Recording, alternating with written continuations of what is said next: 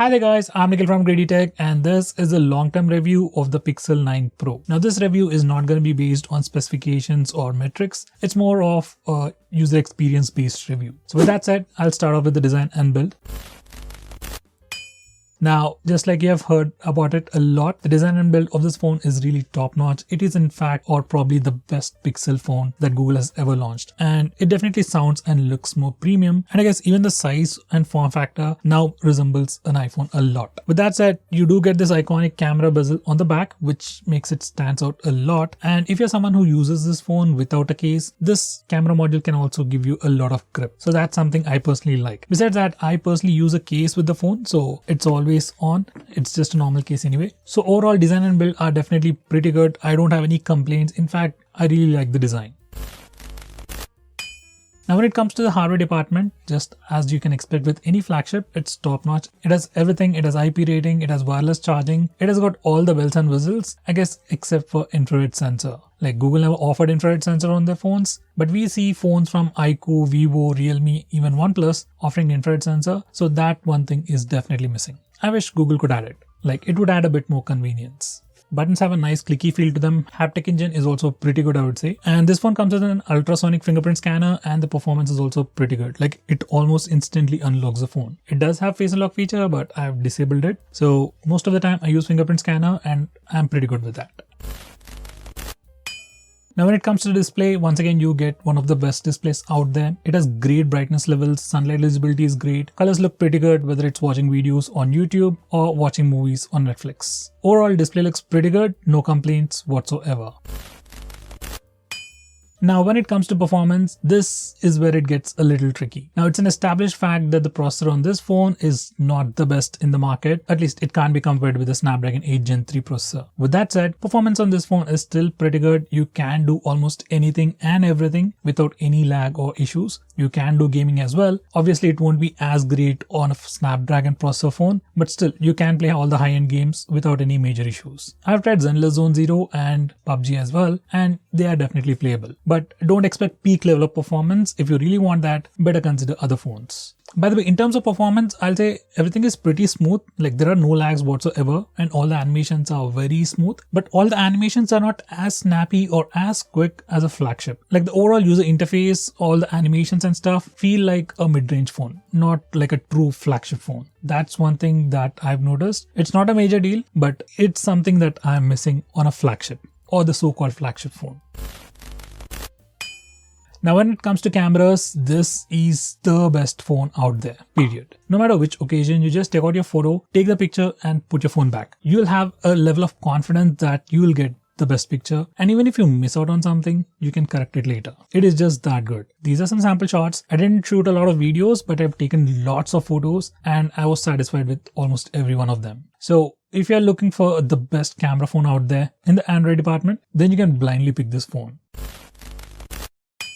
Now when it comes to the software department, that's where Pixel's supposed to excel.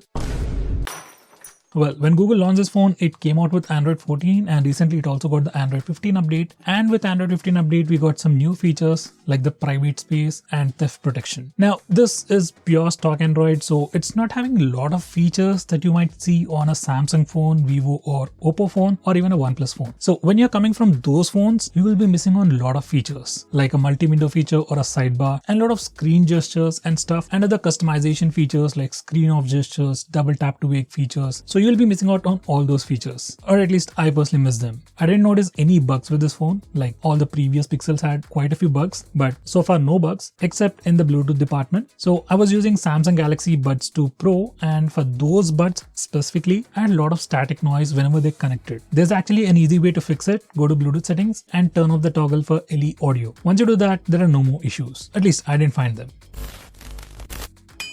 Now, when it comes to AI features, I'll say honestly, I didn't use them a lot. Well, it does come with a lot of features, but in my day-to-day activity, I didn't have a need for a lot of those AI features. So it was pretty much useless, I would say.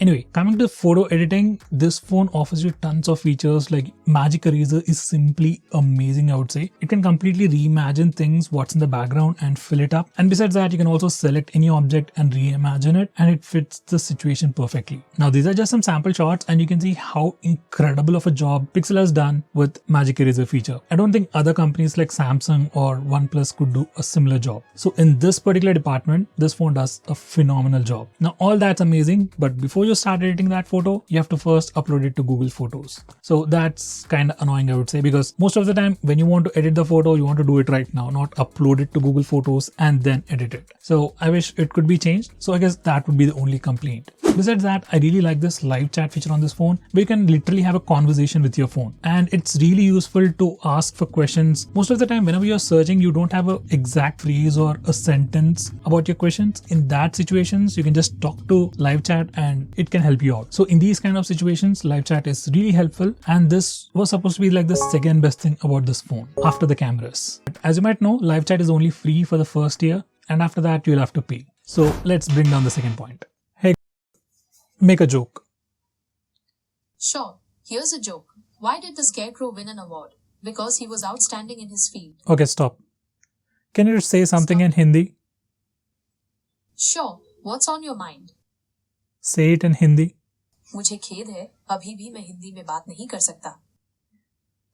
Try it in Telugu. క్షమించండి. నేను ఇంకా తెలుగులో మాట్లాడలేను. ఇప్పుడు మాట్లాడిన తెలుగులోనే కదా. టమాటా. What? మళ్ళీ చెప్పు. Now in the audio department, this phone comes with stereo speakers and they sound really good, like flagship level, so no complaints over there.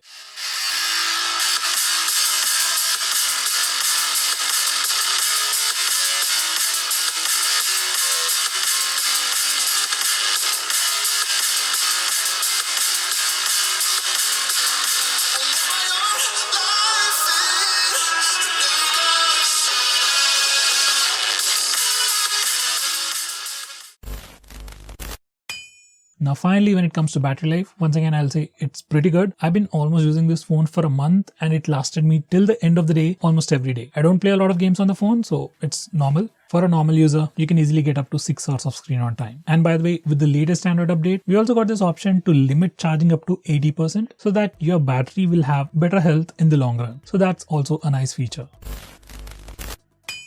So guys, to conclude, Pixel 9 Pro is definitely an amazing phone with absolutely great cameras, good performance, good software experience, and good battery life. With all that said, I won't think this is worth the price. Like if you're looking for a phone with the best cameras, you take a lot of photos, selfies and all, then yes, you can definitely go for this phone and you'll definitely love it. But if you're a normal user who rarely takes photos, you like to play a lot of games, you want a bigger screen, you watch a lot of content on your phone, then you have a lot of other options at a much cheaper price. So personally, yes, this is a pretty good phone, but if I have to spend like 1 lakh to buy a phone, this will not be my first pick. I'll go with something like iQOO 12, iQOO 13, OnePlus 12, OnePlus 13, or the S23 Ultra or the S24 Ultra, which has flagship level specifications, good design, good cameras. Basically, all those phones have something extra other than just a single camera-centric phone. So guys, what do you think about this phone? Do let me know by commenting below this video. And if you have any questions about the 9 Pro or any other phones out there, do let me know by commenting below this video and I'll get back to you as soon as possible.